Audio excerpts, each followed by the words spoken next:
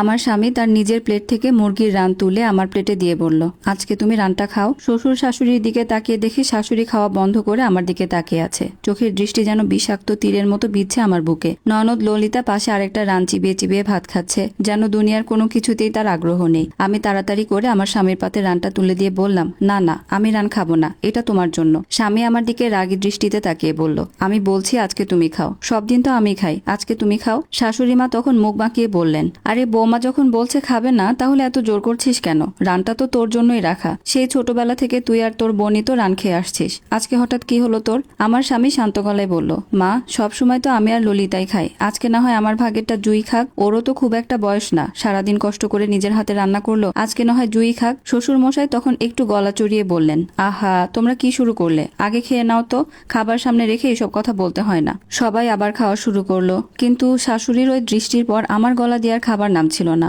মনে হচ্ছিল গলার কাছে আটকে যাচ্ছে খাবার। তাও জোর করে মুখে 2-1 লোকমা ভাত তুলে দিয়ে কোনো মতে খাওয়া শেষ করলাম। আমাদের বিয়ে হয়েছে আজ 2 বছর ধরে। আমার স্বামী আমার চেয়ে 9 বছরের বড়। তিনি একটা প্রাইভেট কোম্পানিতে চাকরি করেন, সকাল থেকে সন্ধ্যা পর্যন্ত হাড় ভাঙা খাটুনি খাটেন। আমার বয়স যখন 17 বছর, সদ্য ইন্টারমিডিয়েটে ভর্তি হয়েছি, ঠিক তখনই আমার পরিবার থেকে আমার বিয়ে দিয়ে দেওয়া হয়। বিয়ের পর স্বামী আমাকে অনেক বুঝিয়েছিল, জুই তুমি পড়াশোনাটা থামিও না, ইন্টার পরীক্ষাটা অন্তত দাও, আমি তোমাকে সব ধরনের সহযোগিতা করব। কিন্তু আমি না করে দিয়েছিলাম। আমার কোনোদিনও পড়াশোনা ভালো লাগতো না, বইয়ের পাতা খুললেই আমার মাথা ঝিমঝিম করতো। আমার ইচ্ছা ছিল একটাই, একটা সংসার হবে, নিজের হাতে গুছিয়ে রাখবো, সবাইকে ভালোবেসে আপন করে নেব, মন দিয়ে সংসার করতে আমার সব আনন্দ। কিন্তু শ্বশুর বাড়িতে পা দেওয়ার পর থেকেই বাস্তবতার রূপটা আস্তে আস্তে পরিষ্কার হতে শুরু করলো। এই বাড়িতে আমার শাশুড়ি মায়ের বিচার যেন এক অদ্ভুত দাঁড়িপাল্লায় মাপা হয়। নিজের মেয়ের বেলায় তিনি 16 আনা উজাড় করে দেন, আর ছেলের বইয়ের বেলায় 4 আনা সহানুভূতিও যেন তার থেকে আশা করা পাপ। অথচ ওনার নিজের মেয়ে মানে আমার ননদ ললিতা,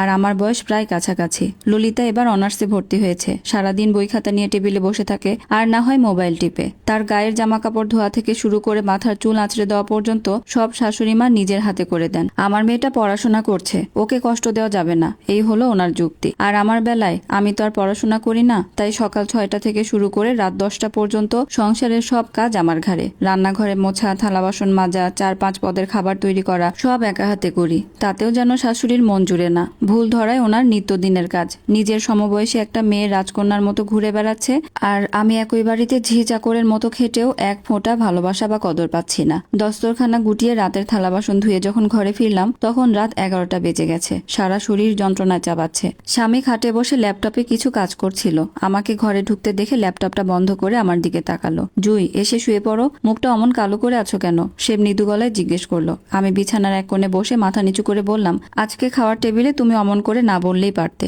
আম্মা কতটা রাগ করেছে জানো, কাল সকালে আমাকে কথা শোনাবেন। স্বামী আমার পাশে এসে বসলো, হালকা করে আমার এক হাত নিজের হাতের মুঠোয় নিয়ে বলল, কেন কথা শোনাবেন? তুমি কি মানুষ নও? ললিতা রান খেতে পারলে তুমি কেন পারবে না? যে মেয়েটা সকাল থেকে রাত পর্যন্ত পুরো বাড়ির জন্য রান্না করে, সে কি একটা মুরগির রানের পাওনাদার নয়? কিন্তু আম্মা তো ভাববেন আমি তোমাকে ওনার বিরুদ্ধে উস্কানি দিচ্ছে। আমি নিচু স্বরে বললাম, আম্মা যা ভাবার ভাবুক জুই, আমি জানি তুমি পড়াশোনা ছেড়ে কেবল এই সংসারটাকে ভালোবাসতে চেয়েছো, কিন্তু সংসার মানে কেবল খাটুনি নয়, তোমারও তো কিছু অধিকার আছে। আমি যদি স্বামী হয়ে তোমার সেই অধিকারটুকু না দিতে পারি, তবে আমার এই চাকরির কোনো দাম নেই। স্বামীর কথাগুলো শুনে চোখের কোণে জল চলে এলো। এই বাড়িতে শাশুড়ির অবহেলা আর কটু কথা শুয়ে বেঁচে থাকার পেছনে কেবল আমার স্বামীর এই ভালোবাসাটুকুই একমাত্র জোর। কিন্তু আমি জানতাম আজকের ঘটনাটা এত সহজে শেষ হবে না। শাশুড়ি মা রাতের এই অপমান কিছুতেই হজম করবেন না। সকাল 6:30টার মধ্যে বিছানা ছেড়ে নেমে পড়লাম। রান্নাঘরে গিয়ে হাত মুখ ধুয়ে যখন চায়ের কেটলিটা চুলায় বসালাম, তখনও বাড়ির বাকি সবাই ঘুমিয়ে। প্রতিদিনের অভ্যাস মতো আগে চা বানিয়ে থালা বাসনগুলো ধোয়ার প্রস্তুতি নিচ্ছিলাম, কিন্তু বুকের ভেতর এক ধরনের অজানা ভয় খটখট করছিল। কাল রাতের ঘটনাটা যে শাশুড়ি মা এত সহজে ভুলে যাবেন না, তা আমার খুব ভালো করেই জানা ছিল। 7টা বাজতেই রান্নাঘরের দরজায় ছায়া পড়লো। তাকিয়ে দেখি শাশুড়ি মা দাঁড়িয়ে আছেন, মুখটা গম্ভীর, চোখের কোণে এক ধরনের অবহেলা। আমি নিচু স্বরে বললাম, আম্মা চা দিচ্ছি, আপনি গিয়ে বসুন। উনি চায়ের কাপের দিকে না তাকিয়ে একদম ঠান্ডা গলায় বললেন, চা পরে খাওয়া যাবে, আগে বলো তো বৌমা, কাল রাতে আমার ছেলেকে কি কি গিলে খাওয়ালে যে সে নিজের মায়ের সাথে ওইভাবে কথা বলল?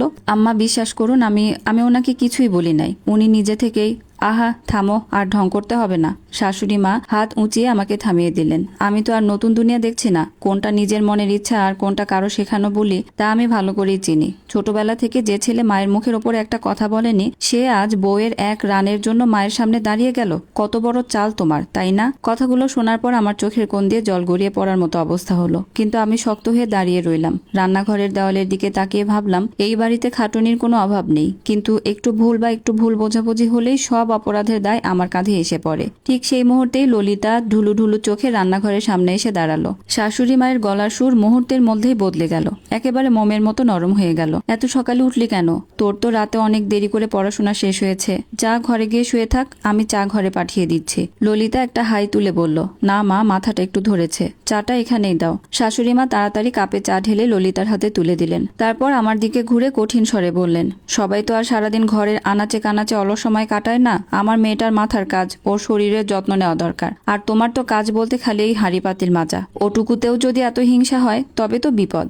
আমি কোনো কথা বললাম না, নীরবে আবার নিজের কাজের দিকে মনোযোগ দিলাম। প্রতিবাদের ভাষা আমার জানা ছিল, কিন্তু এই সংসারে টিকতে হলে মুখ বুজে সব সহ্য করাই যে একমাত্র পথ, তা গত 2 বছরে ভালোভাবেই শিখে গেছি। 8টার দিকে আমার স্বামী তৈরি হয়ে ঘর থেকে বের হলেন। অফিসে যাওয়ার আগে টেবিলে নাস্তা খেতে বসলে শাশুড়ি মা গিয়ে পাশে বসলেন। খুব দরদ দেখিয়ে রুটি আর ডিমে গিয়ে দিয়ে বললেন, আজকে তোকে নাস্তাটা একটু বেশি করেই খেতে হবে। কাল রাতে তো ঠিকমতো খাসিনি। বৌমা তো রানটা তোকে দিতে গিয়ে পুরো পরিবেশটাই নষ্ট করে দিল। স্বামী প্লেটে হাত না দিয়ে একবার আমার দিকে তাকালেন। আমি তখন রান্নাঘরের কোণে দাঁড়িয়ে চায়ের বাসন ধুচ্ছিলাম। তিনি স্পষ্ট গলায় বললেন, মা, কাল রাতের কথা নতুন করে তুলছো কেন? জুই তো কাল সারাদিন খেটে রান্না করেছিল। আমি শুধু চেয়েছিলাম ও একটু ভালো মতো খাক, এতে দোষের কি হলো? শাশুড়ি মা একটু আমতা আমতা করে বললেন, না মানে আমি তো খারাপ কিছু বলিনি রে বাবা। থাক মা, আর কথা বাড়িও না, আমার দেরি হয়ে যাচ্ছে। এই বলে তিনি তড়িঘড়ি করে 2 লোকমা খেয়ে উঠে পড়লেন। বাড়ি থেকে বের হওয়ার আগে দরজার পাশে দাঁড়িয়ে তিনি আমার দিকে তাকালেন। নিচু স্বরে বললেন, নিজের যত্ন নিও, কারো কথায় মন খারাপ করো না, আমি তো আছি। কথাটা বলেই তিনি সিঁড়ি দিয়ে নেমে গেলেন। তার কথা শুনে কষ্ট এক নিমেষেই হালকা হয়ে গেল। এই বাড়িতে অত্যাচার আর অবহেলার অভাব নেই, কিন্তু এই লোকটার একটুখানি ভালোবাসাই আমার সারাদিনের ক্লান্তি আর অপমান ভুলিয়ে দেওয়ার জন্য যথেষ্ট। তবে আমি জানতাম, উনি অফিসে চলে যাওয়ার পর এই ফাঁকা বাড়িতে আমার জন্য আসল পরীক্ষা অপেক্ষা করছে। স্বামী অফিসে চলে যাওয়ার পর ঘরের ভেতর এক ধরনের অস্বস্তিকর নিস্তব্ধতা নেমে এলো। শাশুড়ি মা আর কথা বাড়ালেন না, তবে ওনার চেহারায় যে অসন্তোষ জমেছিল তা স্পষ্ট বোঝা যাচ্ছিল। সকালের থালা বাসন ধোয়া, বিছানা ঝাড়ু দেওয়া আর ঘর মোছার কাজে লেগে পড়লাম। সকাল 10টা বাজতেই দুপুরের রান্নার তোড়জোড় শুরু করতে হলো। শাশুড়ি মা হেলান দিয়ে বসে সবজি কুটছিলেন। আমি মশলা বাটতে বাটতে আর চোখে ওনার দিকে তাকালাম। মুখে শক্ত ভাব ধরে রাখলেও উনি কিন্তু মানুষ হিসেবে একদম পাষাণ নন। এই সংসারে নিজের হাতে সব গুছিয়ে রেখেছেন বহু বছর ধরে। ওনার একমাত্র সমস্যা হলো মেয়ের প্রতি ওনার অন্ধ স্নেহ, আর সেই তুলনায় আমার প্রতি কিছুটা দূরত্ব। নিজের গর্ভে সন্তানের কষ্ট উনি সহ্য করতে পারেন না, কিন্তু অন্যের বাড়ির মেয়েকে এখনো পুরোপুরি নিজের ভাবতে পারেন না। এটাই বোধহয় এই সংসারের আসল হিসাব। দুপুরে রান্নাবান্না শেষ হতে হতে প্রায় 2টো বেজে গেল। টেবিল গুছিয়ে শাশুড়ি মা আর ললিতাকে খেতে ডাকলাম। খেতে খেতে শাশুড়ি মা ললিতার প্লেটে মাছের বড় পেটিটা তুলে দিয়ে বললেন, নে মা, ভালো করে খা। সারাদিন বইয়ের ওপর মাথা গুজে থাকিস, শরীরে তো কিছুই নেই। ললিতা মাছের টুকরোটা সরিয়ে দিয়ে বলল, মা, তুমি এত জোর করো কেন বলো তো? আমি কি ছোট বাচ্চা নাকি? ভাবি, তুমি বসছো না কেন? একসাথে খেয়ে নাও। আমি রান্নাঘরের দরজার কাছে দাঁড়িয়েছিলাম। নিচু স্বরে বললাম, তোমরা খাও, আমি একটু পরে খাচ্ছি, কাজ বাকি আছে। শাশুড়ি মা প্লেট থেকে মুখ না তুলেই বললেন, বৌমা পরেই খাবে, তোমার খাওয়া হলে ঘরে গিয়ে একটু বিশ্রাম নাও ললিতা। ললিতা আর কথা বাড়ালো না, তবে তার চোখের দৃষ্টিতে আমার জন্য একটা সহানুভূতির ছাপ দেখতে পেলাম। খাওয়া শেষ করে শাশুড়ি মা নিজের ঘরে গিয়ে পানের বাটা নিয়ে বসলেন। আমি থালা বাসন ধুয়ে রান্নাঘরে মুছে সাফ করে যখন নিজের ঘরে ঢুকলাম তখন বেলা 3টা বেজে গেছে। কোমর আর পায়ে এক অদ্ভুত ক্লান্তি নেমে এসেছে। বিছানার কোণে গিয়ে কেবল বসেছি। শরীরটা এলিয়ে দিতে দরজায় টোকা পড়লো। তাকিয়ে দেখি ললিতা দাঁড়িয়ে আছে, হাতে একটা কাঁচের বাটিতে কিছুটা কাটা ফল আর তার ড্রেসিং টেবিল থেকে আনা একটা ছোট তেলের বোতল। আমি একটু অবাক হয়ে বললাম, ললিতা, কিছু লাগবে? ললিতা ঘরের ভেতরে ঢুকে দরজাটা আলতো করে টেনে দিল। তারপর বিছানায় আমার পাশে এসে বসে ফলটা আমার দিকে বাড়িয়ে দিয়ে বলল, ভাবি ধরো তো, দুপুর থেকেই খেটে যাচ্ছ, এখনো কিছু মুখে দাওনি জানি, মা তো ওনার মতো কথা বলবেই, তুমি কেন নিজের শরীর নষ্ট করছো?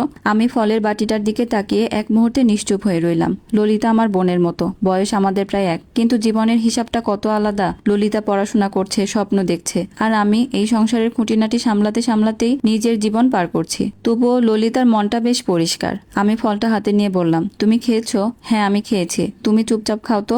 ললিতা চুলের খোপাটা টেনে খুলে দিল। তারপর তেলের বোতলটা খুলে হাতে খানিকটা তেল নিয়ে আমার মাথায় আলতো করে মাসাজ করতে শুরু করলো। আমি আঁতকে উঠে বললাম, আরে ললিতা, কি করছো? ছাড়ো ছাড়ো, তুমি কেন তেল দিয়ে দিচ্ছ?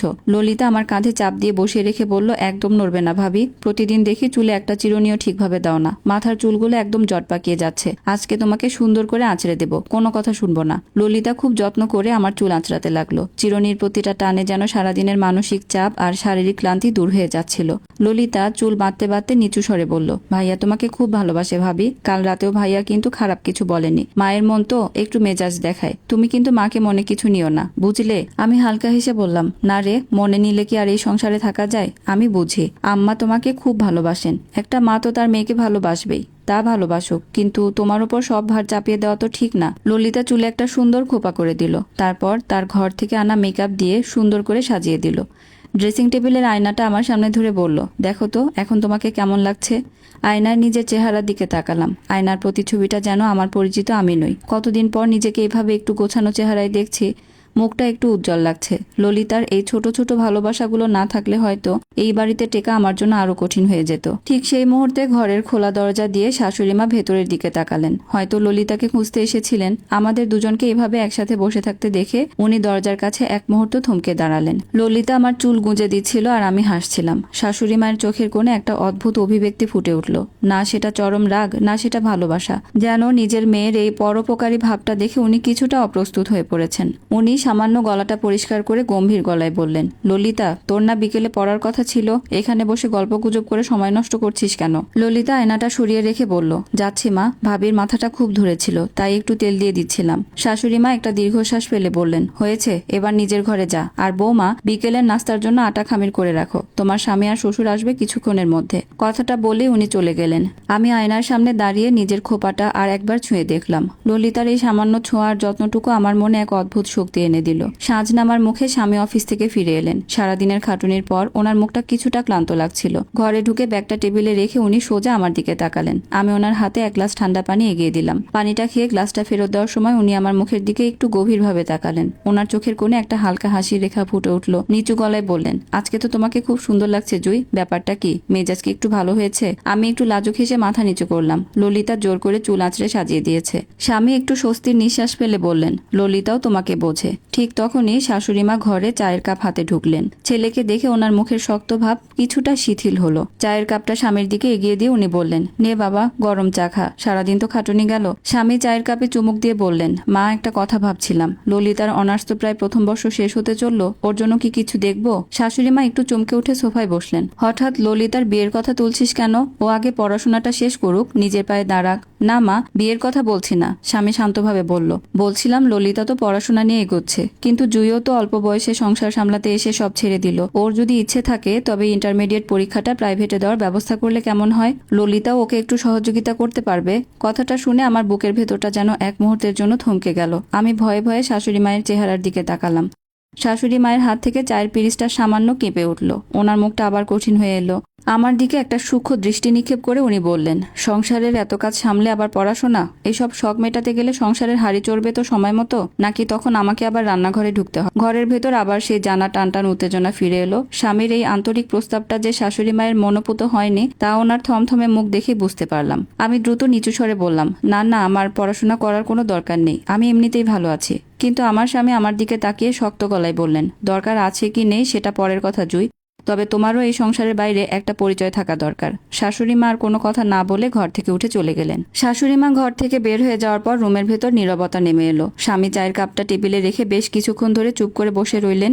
ওনার মুখ দেখে স্পষ্ট বোঝা যাচ্ছিল মায়ের এমন আচরণে উনি কতটা হতাশ হয়েছেন। আমি পানির খালি গ্লাসটা হাতে নিয়ে একটু ইতস্তত করে ওনার সামনে গিয়ে দাঁড়ালাম। তারপর বিছানার পাশে বসে নিচু স্বরে বললাম, তুমি শুধু শুধু আমার উপরে রাগ করো না, আর পড়াশোনা নিয়ে কথাটা তোলাও তোমার ঠিক হয়নি। তিনি আমার দিকে তাকিয়ে একটা ক্লান্ত নিঃশ্বাস ফেললেন। আমি ভুল কি বলেছি জুই? তোমার বয়সী বা কত? ললিতা যদি অনার্স পড়তে পারে, তুমি ইন্টার পরীক্ষাটুকু কেন দিতে পারবে না? আমি তো বলছি না তোমাকে সারাদিন বই নিয়ে বসে থাকতে হবে। ঘরে ললিতা আছে, ও তোমাকে একটু দেখিয়ে বুঝিয়ে দিলেই তো হয়ে যায়। আমি শান্ত চোখে ওনার দিকে তাকিয়ে মৃদু হেসে মাথা নাড়লাম। তুমি আসলে বোঝো না, বাড়িতে অশান্তি করে আমার পড়াশোনা করে কি লাভ হবে বলো তো? তাছাড়া আমি কি পড়ালেখা শেষ করে চাকরি করতে যাব? সংসারটাই তো আমি ঠিকমতো সামলাতে পারি না। সেখানে কাল যদি পড়ালেখা করতে যাই, এই সংসার কে দেখবে? আর যদি চাকরি না করি, তবে মাঝপথে আবার পড়ালেখা শুরু করে অহেতুক লাভটা কি? আমার কথাগুলো শুনে তিনি এক মুহূর্ত থমকে গেলেন। ওনার চোখ দুটোতে বিস্ময় আর এক অদ্ভুত মায়া ফুটে উঠল। আমি আবার ওনার হাতের ওপর হাত রেখে বললাম, আমার কোনো আফসোস নেই। এই যে সকালে তুমি কাজের মাঝেও আমার খোঁজ নাও, ললিতা আমার চুল আঁচড়ে দেয়, এই টুকটাক ভালোবাসা পেলেই আমার দিন কেটে যায়। শুধু শুধু পড়ালেখার কথা তুলে শাশুড়ি মায়ের মন খারাপ করো না তো। তিনি আমার মুখের দিকে কিছুক্ষণ এক দৃষ্টিতে তাকিয়ে রইলেন। আমার মনের সহজ সরল চিন্তা আর সংসারের শান্তির জন্য এমন অনায়াসে নিজের সিদ্ধান্ত বদলে ফেলা দেখে ওনার মুখের সব জেদ যেন এক নিমিষেই গলে গেল। তিনি আর একটা শব্দ বললেন না, শুধু আমার হাতের ওপর নিজের অন্য হাতটা চেপে ধরে একটা গভীর নিঃশ্বাস ফেললেন। পরদিন সকালে যথারীতি 6:30টায় ঘুম থেকে উঠে রান্নাঘরের কাজে লেগে গেলাম। তরকারি কাটাকুটি শেষ করে চুলায় ভাতের হাঁড়ি বসিয়েছি। ঠিক তখনই শাশুড়ি মা ধীরে ধীরে রান্নাঘরে ঢুকলেন। ওনার হাতে খালি পানির বোতল। আমাকে একা পেয়ে উনি বোতলটা বেসিনের পাশে রেখে একটু ইতস্তত করলেন। তারপর গলাটা সামান্য পরিষ্কার করে যেন খুব সাধারণ একটা কথা জানতে চাইছেন এমন ভঙ্গিতে জিজ্ঞেস করলেন, তা কি সিদ্ধান্ত নিলে? পড়াশোনা করবে? ওনার গলার স্বরে কাল রাতের সেই কড়া ভাবটা আর ছিল না, তবে একটা অজানা উৎকণ্ঠা লুকিয়েছিল। উনি যেন অধীর হয়ে অপেক্ষা করছিলেন আমার মুখের উত্তরের জন্য। আমি হাতে থাকা বাটিটা একপাশে রেখে শাড়ির আঁচল দিয়ে হাতটা মুছে নিলাম। তারপর ওনার দিকে তাকিয়ে খুব বিনীতভাবে বললাম, না আম্মা, আমি ওনাকে কাল রাতেই ভালোভাবে বুঝিয়ে বলেছি, পড়ালেখা করে আমার আর কি হবে? অহেতুক এত ঝামেলা বাড়িয়ে লাভ কি? আমি সংসারের কাজ সামলাতেই ভালোবাসি, ওটা নিয়েই ভালো আছি। আমার কথাটুকু শোনা মাত্রই শাশুড়ি মায়ের মুখের সমস্ত অস্বস্তি এক মুহূর্তেই উবে গেল। ওনার চোখে মুখে যেন স্বস্তির এক আলো ছড়িয়ে পড়ল। বুকের ভেতর চেপে রাখা মস্ত বড় একটা পাথর যেন নেমে গেল। উনি আমার দিকে পা বাড়িয়ে এসে আলতো করে আমার কাঁধে একটা হাত রাখলেন। ওনার মুখে ফুটে উঠল তৃপ্তির হাসি। উনি বেশ সন্তুষ্ট গলায় বললেন, না, তুমি এতদিনে একদম একটা বুদ্ধিমানের মতো সিদ্ধান্ত নিয়েছো বৌমা। সংসার সামলানোই তো আসল কথা। পড়ার বয়সে না পড়লে পরে কি আর ওইসব পড়া মাথায় ঢোকে? তাছাড়া ঘরে ললিতা একটা পড়ালেখা করছে, ওর পেছনেই তো আমার কত চিন্তা। এখন তুমিও যদি আবার বই খাতা নিয়ে বসো, তবে এই বাড়ি তো আর বাড়ি থাকবে না, ম্যাচ হয়ে যাবে। তোমার এই চিন্তা ভাবনার জন্যই তো বলি, তুমি লক্ষ্মী বউ। আসসালামু আলাইকুম। আপনাদেরকে এতক্ষণ একটা সংগৃহীত গল্পের প্রথম অংশ পড়ে শোনাচ্ছিলাম। গল্পের বাকি অংশ খুব শীঘ্রই আপনাদের সাথে শেয়ার করব। আল্লাহ হাফিজ।